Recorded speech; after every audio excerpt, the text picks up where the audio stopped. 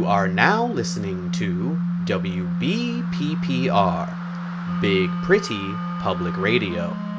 The following program has been made possible due to contributions from Haberdashery for Humanity, saving the world one tiny hat at a time. Gambling. Why work when you can win it all? Gambling. And Teaspoon Safflowers, Oil Spill, Fish Oil, turning the negatives of marine oil spills into a positive, now with extra oil. And now, an evening with the authors. I am your host, Dana Glass. Hello, loyal listeners. Welcome to this, a video edition of our program. I hope you are doing well. I am doing the best I can under these circumstances. I hope you have taken this home quarantine as a time to reflect, get to know yourself, find new endeavors and hobbies. I, for one, found out I am a mustache guy. Never would have known. But here I am. This evening, we were supposed to do a live show at Kaiju in Louisville, Kentucky. However, due to unforeseen events, that will not be happening, and instead, I have pooled all of my resources, called in every favor, and I've gotten a group of authors to come together to submit videos reading from their works. And I think that is just truly something special to see people coming together in this way. It's like we are the world. It's like that thing where Freddie Mercury sang about AIDS or whatever. I haven't seen the movie. It's just a very special time we live in. God Bean Jr. is the second-born son of God. He was the accidental result of a drunken one-night stand between God and Courtney Love, just a few days after he made her kill Kurt Cobain. As such, he is the black sheep of the family and has used his godly charm to pursue a life of pickup artistry. Having written several best-selling books on the subject, he will now be reading an excerpt from his newest project, which he considers his magnum opus. And he has asked that I emphasize the word magnum in that sentence. This is the Bible 2, the Sex Bible. He describes it as, quote, the Bible, but with a lot more sex, LOL. Please enjoy God Jr. Everybody, it's me, it's your boy, God Jr., just hanging out up here in heaven, I'm in quarantine too, because, even us deities aren't immune from the coronavirus, so, stay inside, stay safe. I'm just up here, cracking some claws, writing some laws, you know how it goes, right? Mango, yeah, nice. I'm here today to read you an excerpt from my new book. It's called The Bible 2, the Sex Bible. It's available now in hard copy. Paperback's coming out soon. You can get it on your Kindle, however you're feeling reading these days. So I'm going to read an excerpt from the book in the Bible 2 called Da Bomb. This is Da Bomb 34, and I hope you like it. You will extol the Lord Jr. at all times, and his lips will always be upon your lips. The Lord Jr. will bust in your hole. Let the sexually infected hear and be treated. Glorify the Lord, Jr., with me. Let us moan his name together, for that is the only way he can get off. Swipe right on the Lord, Jr., and he will DM you and deliver you from your lack of dick pics. Those who swipe on him are radiant. Their faces are never covered in shame because they're too busy being covered in his jism. The poor man added him, and the Lord Jr. heard him. He saved him from all his troubles by teaching him the art of negging. The angel of the Lord Junior encamps around those who crush on him, and he delivers them to his bedroom. Oh, taste and see that the Lord is good, ladies. Or gentlemen, or non-binary folks. Unlike his father and his brother, God Jr. doesn't judge. Blessed are those who allow him to take refuge in them, but they should still get tested after, because God Jr., he gets around, and he doesn't use condoms, ever. Stroke the Lord, Jr., you his saints, and for those who stroke him lack nothing. The lions may grow sick and hungry, but those who make the Lord, Jr., come lack no good thing. Come, my lovers, is my guarantee, for I will teach you how to fuck the Lord, Jr. Whoever of you loves sex and desires multiple orgasms, keep your tongue in his ass and your lips upon his thighs. Turn from cowgirl or cowboy or cow non-binary into reverse cowgirl or reverse cowboy or reverse cow non-binary. Seek your orgasm and pursue it. For the Lord, Jr., is not a selfish lover and believes you should get your nut too. The eyes of the Lord, Jr., are on the sexy, and his ears are attentive to their moans. The face of the Lord, Jr., is against your balls and your clit to give you the pleasure that is not of this earth. The sated cry out, and the Lord, Jr., hears them. He delivers them from all their sexual frustrations. The Lord Jr. is close to the recently dumped and saves those who are looking for a rebound. A backed up man or woman or non-binary person may have troubles coming, but the Lord Jr. always makes it happen. He protects all boners and lady boners and non-binary boners, and not one of them will go without jisming, or lady jisming, or non-binary jisming. Evil may slay the wicked, but the Lord Jr. will slay that pussy or that asshole or whichever hole you prefer. In his presence, the foes of your orgasm will be condemned. The Lord Jr. redeems his servants, or is redeemed by his dom, for the Lord Jr. is versatile. No one will be condemned who takes refuge in him, or lets him take refuge in them. Oh yeah, that is the good stuff. Just one more here. I'm going to read you DeBomb 93. It's a quick one, so you guys get another taste of what you're going to find here in the Bible too. All right, here we go. The Lord Jr. reigns. He is robed in the dopest outfit. Yeah. The Lord Jr. is robed in the dopest outfit and is armed with charm. The world is firmly established, but your world can be rocked, baby. Yeah. Your throne was established long ago. He will take you to eternity. The skirts have been lifted up. The pants have been dropped. The legs have been lifted and are ready to be pounded in waves. Mightier than the thunder of the great waters, mightier than the breakers of the sea are his boners. The Lord Jr. is mighty when high. Yeah. Your bodies stand firm. Horniness adorns your house for endless days, oh Lord Jr. Well, that's it, guys. That's all I have for you today. Make sure you check out the Bible too. It's just as long as a regular Bible, and it's has even more sex, and not like weird sex between like a daughter and a father. Not like all the rapey shit like my dad is into. I don't know. He's a fucking creep, but not me, man. I'm totally 100 into consent. So. Check it out. Every way you want to read the book, you can read the book. I'll see you soon, guys. Well, that certainly was a reading from Mr. God Jr. Moving on. Our next guest has refused to provide any personal information, but has in fact written a book. Please welcome Atticus J. Pernsworth III.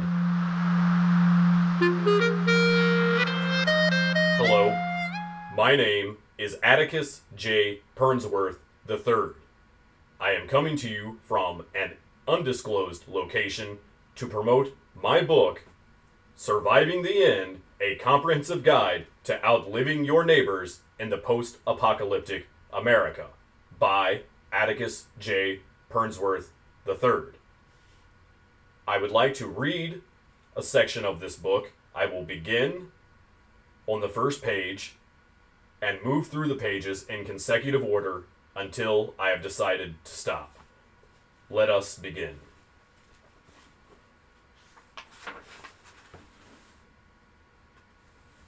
Table of Contents. Foreword. Chapter 1. 8 Rules for Surviving Any Doomsday Scenario. Chapter 2. Overpopulation. Chapter 3. Natural Disaster. Chapter 4. Nuclear War. Chapter 5. Economic Collapse. This one could be important right now. Chapter 6. Civil Uprising Martial Law. Again, one to make note of. Chapter 7. Zombies. You never know. Chapter 8. Chemical Warfare. Chapter 9. Plague. Chapter 10. Cable Internet Outage. Afterword.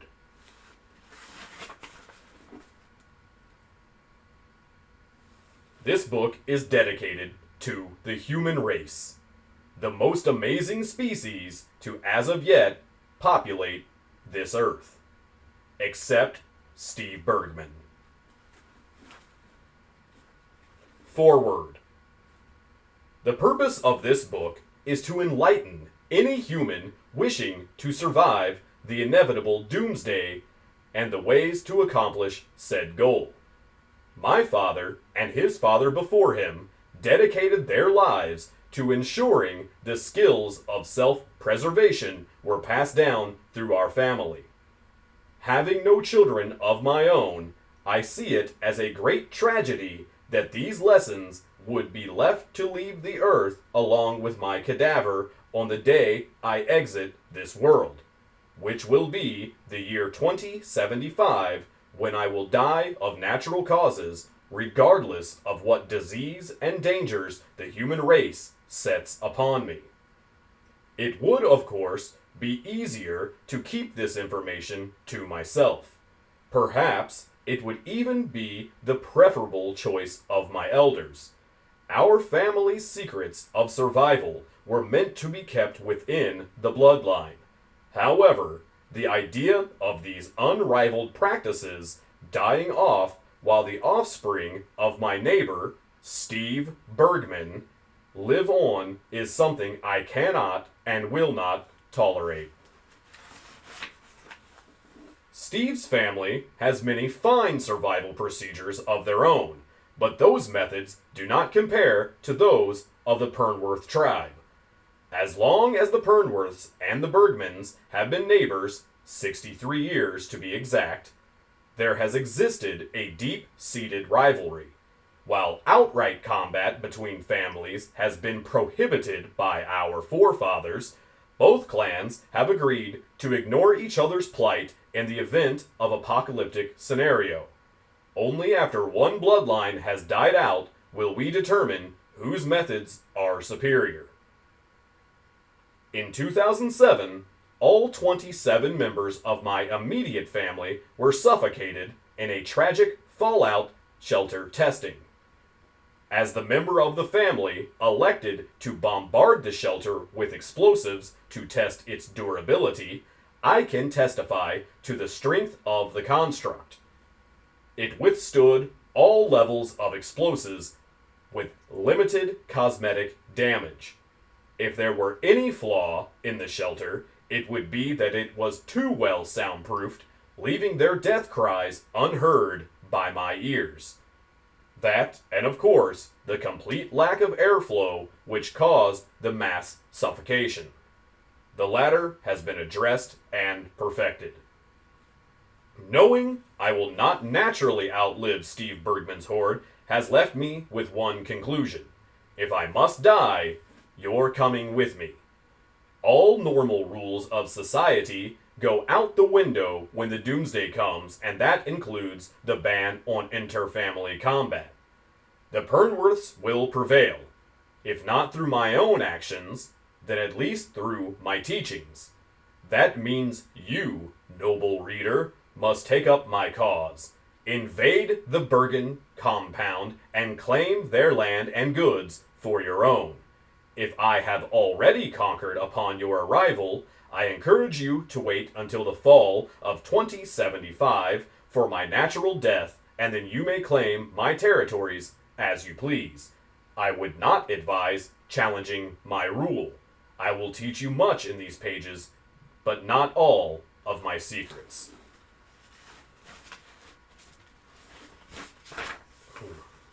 Chapter 1. 8 Simple Rules for Surviving Any Doomsday Scenario. 1. Convert all currency to precious metals, or jewels. No matter the state of society, man will always value beauty, and these metals and jewels will be effective in the inevitable barter system. 2. Have a fresh water system. While I assume every one of you has a stockpile of at least 400 gallons of fresh water on their property, this will not last forever. So, a rain collection system is vital to survival. I would advise having at least a dozen receptacles to ensure an adequate amount of rain collection on each downpour. Number 3. Do not rely solely on firearms. One can never have enough ammunition, and there is a good chance that your manufacturing of bullets could fall behind in the event of a prolonged battle. Archery is far more cost-effective and more easily replenished. I, of course, would suggest disposing of your enemies in close quarter combat whenever possible to save ammunition. The weapon you use to accomplish victory is your own choice. I prefer a simple hand axe. It is effective, and it just makes me feel good. Number 4. Know your enemy's strengths and closely guard your own weaknesses. This rule is self-explanatory and can be accomplished easily with nightly reconnaissance leading up to the apocalypse. I am well acquainted with the eating and bowel movement cycle of the entire Bergman clan and know the precise moments to attack if needed.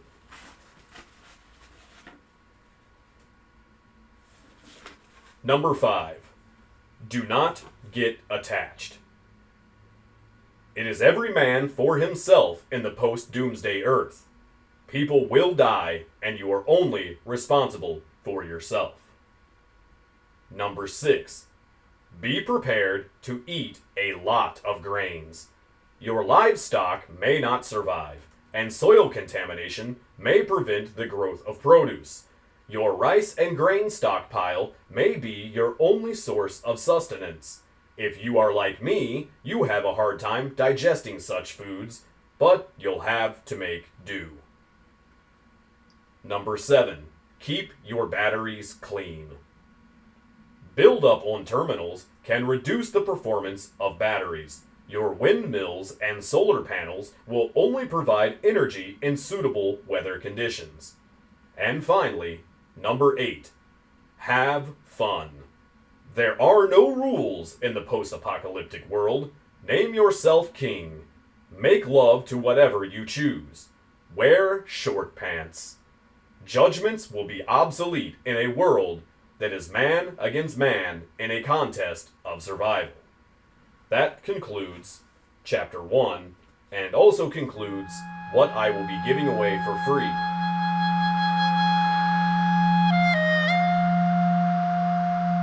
Quite an appropriate reading, I would say, from Mr. Atticus J. Pernsworth III. For legal reasons, our next author has not yet written a book. Well, that doesn't... In the following video, he will explain. Okay. Please enjoy The Invisible Man. Hi, everyone. it's me, the Invisible Man. You know, I've been the subject of a lot of stories, but I feel like there's been a lot that's been gotten wrong, and so I intend to set the record straight by publishing my memoirs. Unfortunately, my lawyers are now telling me that Chevy Chase intends to sue me for copyright infringement if I publish the memoirs of the Invisible Man. So here we are. I am forced to present my story in this format, the video blog of the Invisible Man. First thing you need to know about me is that there's a lot more to me than just the invisibility thing. I mean, yeah, is it cool to be invisible sometimes? Yeah. Is it lonely? No, it's not lonely to be the only invisible man on Earth. I'll tell you why I'm lonely. I'm a member of the incel community. And for those of you who don't know what that means, incel stands for involuntarily celibate. Meaning that I am part of the tragic minority of human men who want to have sex but are being denied the opportunity. There is nothing wrong with my penis. It works fine. It just happens to be attached to the type of guy that all females have been brainwashed to hate and ignore. As I've mentioned before, I am 5 foot 5 inches tall. This is completely normal. However, the media has been lying to women, telling them that men should be 6'3" or taller and that anything less is physically repulsive. Because of this smear campaign, my penis remains completely unused. Sometimes I feel invisible to women. Like literally invisible. I wear this cool fedora and these sunglasses, and they still don't seem to notice. The other day, I overheard a woman say, "Where are all the nice guys?" And I said, "I'm right here." And she said, "Who is that? Who said that? Who's there?" And then I realized my mistake, and I fled from the locker room.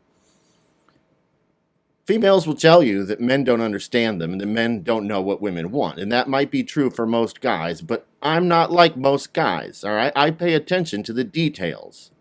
I know what your favorite ice cream flavor is, and what kind of music you listen to, and what brand of body wash you like to use in the morning. I know that you like to curl up on your couch and watch The Office after work. So do I. I also enjoy curling up on your couch and watching The Office when you get home from work. Why can't you see how perfect this could be? To make matters worse, I found out just recently that apparently there's a Bride of Frankenstein. Yeah, even Frankenstein's getting laid. Of course he is. I mean, sure, never mind that he's a monster, like a literal, actual monster. He's 8 feet tall, right? So I guess that's all that matters. Does Frankenstein tell her that he thinks she looks pretty without any makeup? Of course not. Does he bring her flowers? No, he probably throws her in a lake once he's run out of flowers and wanders away. I work so hard to impress women with my sense of chivalry and my personal appearance, the way I compliment them on Instagram. And yet when they look at me, what do they see? Just some loser who they think isn't any good because he's 5'5". Bride of Frankenstein. I just can't get over it. Like she doesn't even have a name? Just Bride of Frankenstein? I'm an old-fashioned guy. I'm a gentleman, but I wouldn't make a woman take my name unless she wanted to. If you ask me, I think Frankenstein is a little insecure. These women, they think he's so big and strong, but he's afraid of fire. I could be a huge muscular Chad too if my body was assembled from reanimated corpses. Well, I gotta get going, guys. I'm going down to the store to hold the door open for women until one of them notices me. Tune back in tomorrow when I'll be talking about what a phony I think Dracula is. Good night. You know, loyal listeners, I am not saying this about the last author because he is an invisible man. I'm saying this completely based and solely based on his personality. That man is a monster. And now we move on to our final guests of this edition. Following the success of their first book, Songs in the Key of Us. Doctors Viola and Dorian Reed, professional couples therapists, and hosts of the podcast Read 'em and Weep, are here today to present from their latest work, Partners in Rhyme. Ladies and gentlemen, everyone in between and on either side, this is Doctors Viola and Dorian Reed. Alright, is it recording? Is it recording? Is it recording? Is it Is there a red recording? light on the front? I don't think so, Dorian. Oh. Okay, darling. Is the red good? Hello! We don't have audio. Now we do. Hi, everybody. Hi. It's us. The partners... Same time. Oh, I'm so sorry. The Partners in Rhyme. I'm Dorian Reed. I'm Viola Reed. And we are the Partners in Rhyme. Yes, we are. I know everybody is, we don't want to say stranded. That's such a negative word. It is a negative word. I think a good word would be having some time for self-reflection. Self-reflection and having time to ourselves, and more importantly, with ourselves. With each other. That's the one. There we go. With each other and ourselves for self-reflection. Mm-hmm. What do you say we give the people what they want? A little song. That sounded a little out of tune. Can you talk while I tune?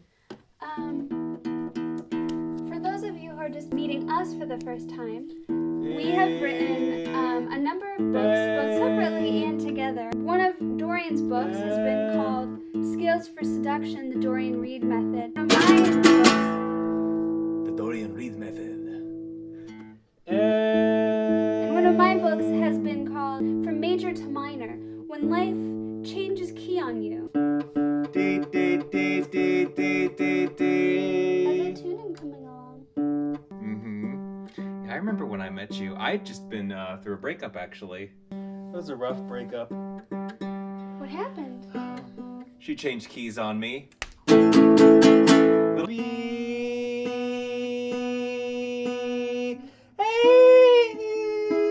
That one was already in tune. We need our inside chords. All of the happy ones, just the happy chords. We're only playing the happy chords today because the ones that are negative make us sad. Ooh, sorry. I don't know where that came from. Okay, so let's start talking about our new book, Partners in Rhyme. It aims to give readers the closest experience to our 2-on-2 sessions as possible. The book, like our sections, is divided into 3 parts: warm-ups, preludes, and resolutions. Let's start with some warm-ups, right? Let's shall. All right, so first you're going to want to find an instrument. I like the guitar. Because I've always loved playing guitar. I learned when I was a kid. And you're a fan of the ukulele, right, Viola? Usually I play the ukulele, especially in our music therapy sessions. But unfortunately, my ukulele is currently locked in the facility where we offer our services. So we thought it would be best to help ourselves and help you use instruments that you have lying around the house. Mm-hmm. Now, not everybody has a ukulele at home, or even a kazoo, which is my second preferred instrument. Or a guitar. Or a guitar. So today, I will be playing percussion on something most people have in their homes, a mug. Now, this is a metal. That's a little tinny. Tiny. Tinny tiny. Teeny tiny. Oh boy, give me a nice rhythm. Oh, that's good. So something that we like to have our clients do is just start hitting stuff. Just start feeling it out. You don't need to know how to play your instrument, all right? Keep that groove going. You just need to find your rhythm. Yeah, and just take a guitar if you have one and start putting your fingers any which way.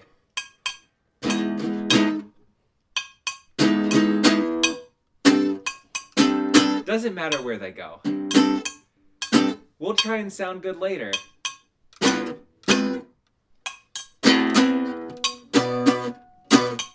grand finale chord!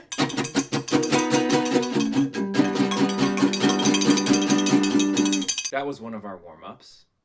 Why don't we hit them with some preludes? I just realized when we do our preludes, we normally have our clients with us. Correct. Or if we're doing a workshop, we have an audience. Correct. Right now, we have neither. But we do have each other, Dorian. We do have each other. And we have you lovely folks at home. Mm-hmm. So why don't we fill in this worksheet ourselves? So what we're going to do is we're going to fill this worksheet that is in our book, Partners in Rhyme. And we're going to fill it up with, well, the stuff on the worksheet. We're going to need a place, an activity that we did there, something that happened while doing that activity, an emotion. It's pretty much musical Mad Lib. And it's a memory exploration exercise to help you work together through your memories and the emotions that you've attached to them. Mm-hmm. Through the gift of music. Through the gift of music. Let's see. A place. What's a good place? Well, what about that pizzeria that we ate in on Valentine's Day? Oh, that's a great pizzeria. Well, just put the pizza place on Valentine's Day. Or the pizzeria. An activity that we did there. Oh, I remember what we did there. We smooched. I hope this is rated for PG content, because you're about to get a whole lot of it. And Something then- that happened. Oh, I remember what happened. We smooched. Yeah. Yeah. And then our waiter spilled a little bit of water all over my lap. So I had to go into the bathroom and I had to wipe it down with paper towels. That's right. And then as you were doing that, she brought us a complimentary pizza pie as an apology. It was very... Kind of like a happy accident. Mm-hmm. Okay. Well, that's the last two. Wasn't that a happy accident? The waitress spilled water on my lap, and then I had to go to the bathroom and wipe it down with paper towels, and then she gave us a free pizza. I kind of forgot that I'd have to put all that into a song, but we'll make it work. And look how handy it is that I have my instrument ready to do double duty. Okay. A 1. A 2. You know what to do. Do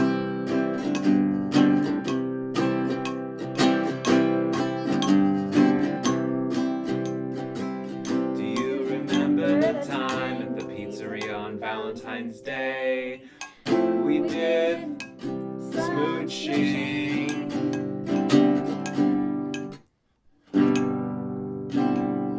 Can you fix that? This is a C and this is a G. Well, we're just gonna take that from the top.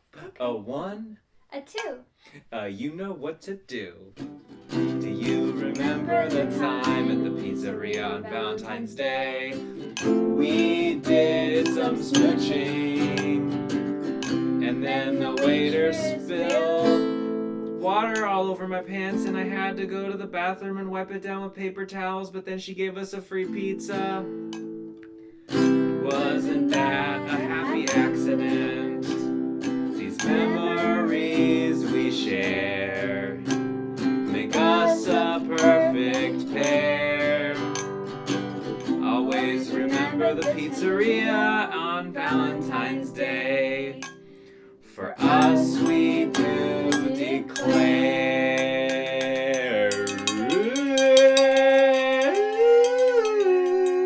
Wasn't that lovely? Way to improvise, Dorian. That was lovely. I know how to pull at your heartstrings.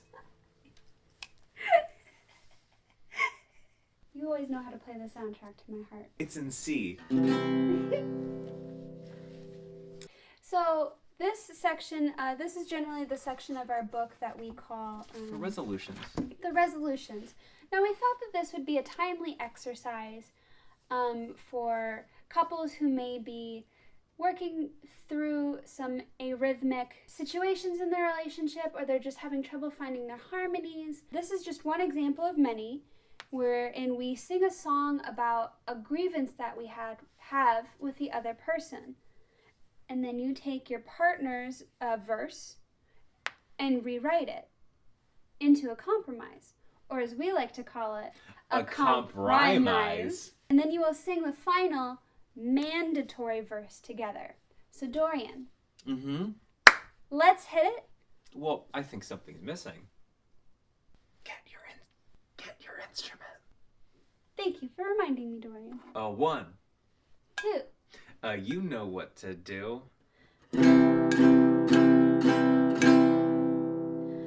I can't stand it when I can't stand it when I fuck. 1. a 2. You know what to do.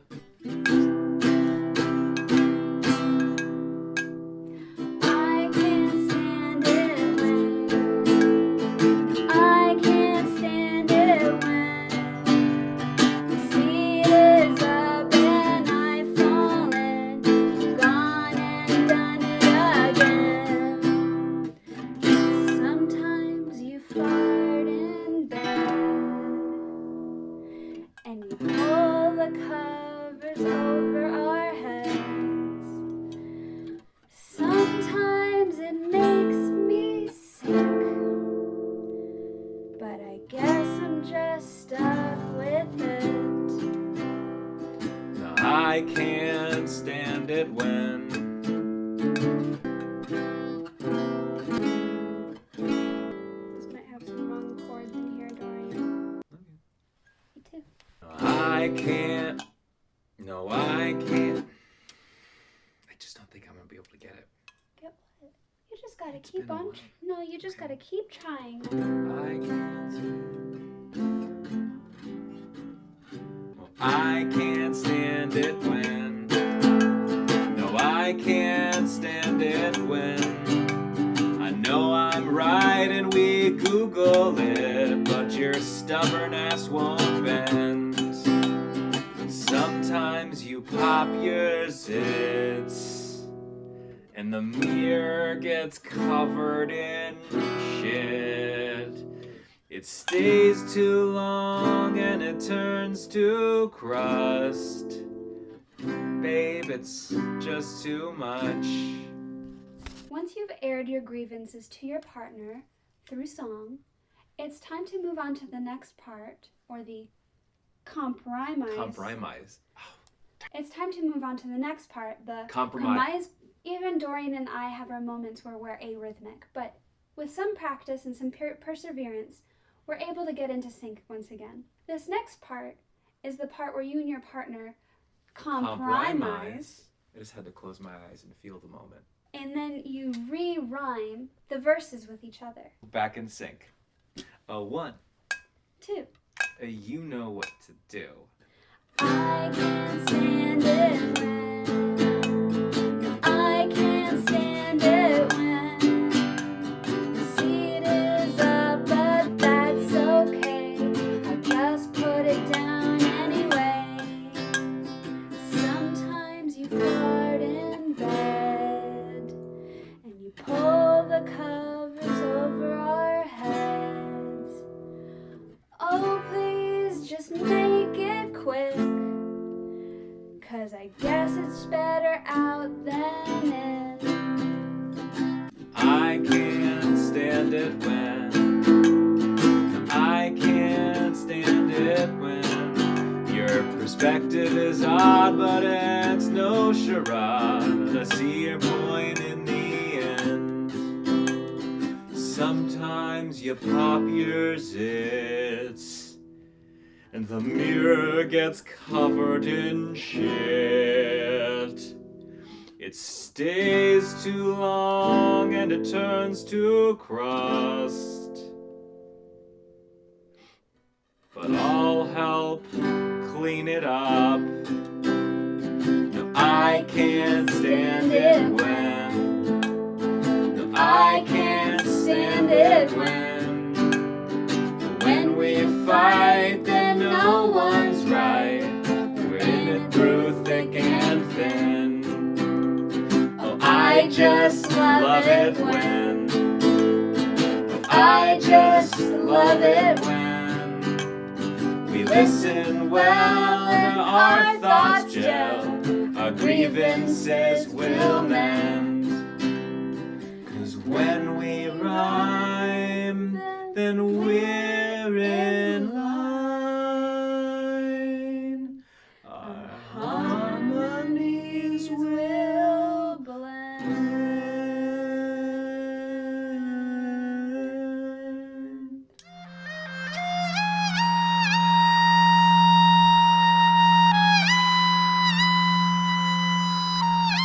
Wonderful, wonderful work from the doctors Viola and Dorian Reed. That will conclude this edition of An Evening with the Authors. We are sorry we could not come to Kaiju, but we are happy that you were able to sit in the comfort of your own home, staying safe, away from others, socially distanced, emotionally together. I would like to thank all of the authors who submitted video readings to this edition of our program, but most of all, I would like to thank you, loyal listeners, for spending an evening with the authors. I am Dana Glass. Good night.